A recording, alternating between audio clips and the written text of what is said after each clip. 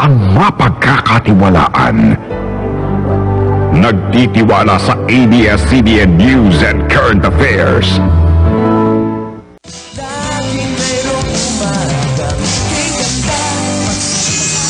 Dito sa Umagang Kay Ganda, panregalo sweets ang aming ibinabahagi sa inyo. Kanina na ipakita po namin sa inyo ang paggawa ng masarap na yema gamit ay purong gatas. Ngayon naman, narito tayo para gumawa ng polvoron kasama si Josie. Josie, ang polvoron natin, ang mga ingredients, pakisabi lang. Ang mga ingredients natin, Winnie, ay flour, sugar, and powdered milk. Okay, so paghahalu-haluin yun. Oo, paghahalu-haluin lang yun pag nabusa na yung flour natin. Gano'ng katagal ang busa?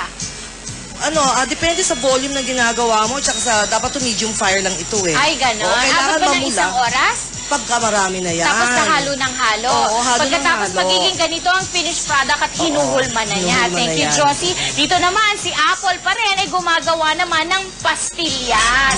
Pastillas, naku, alam tarong ako gumawa niyan, promise. Kaya lang, ang keso ang karaniwan sa akin. Bakit meron kang lemon? Kasi ang lemon zest will give a different taste sa pastillas, parang hindi siya ordinary. Uy, magkasama ba silang Hindi, dalawa? different variation ng cheese. Ang lemon zest is the best. Sarap. Okay.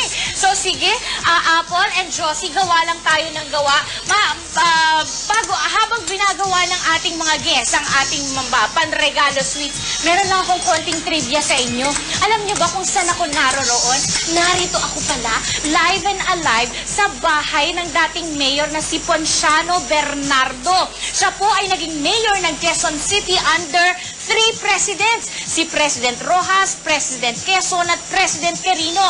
Isa po siyang inhinyero na tumukoy ng area ng kabuuan ng Quezon City. Namatay po siya sa ambush noong 1949 kasama ang asawa ni President Quezon na si Madam Aurora Aragon Quezon. O diba, kagandahan? Samantala, balik tayo sa ating negosyo.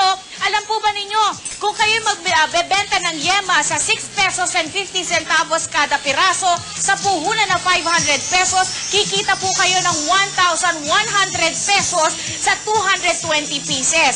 Sa pastillas naman po, sa 5 pesos kada piraso, sa puhunan na 93.50, kikita naman kayo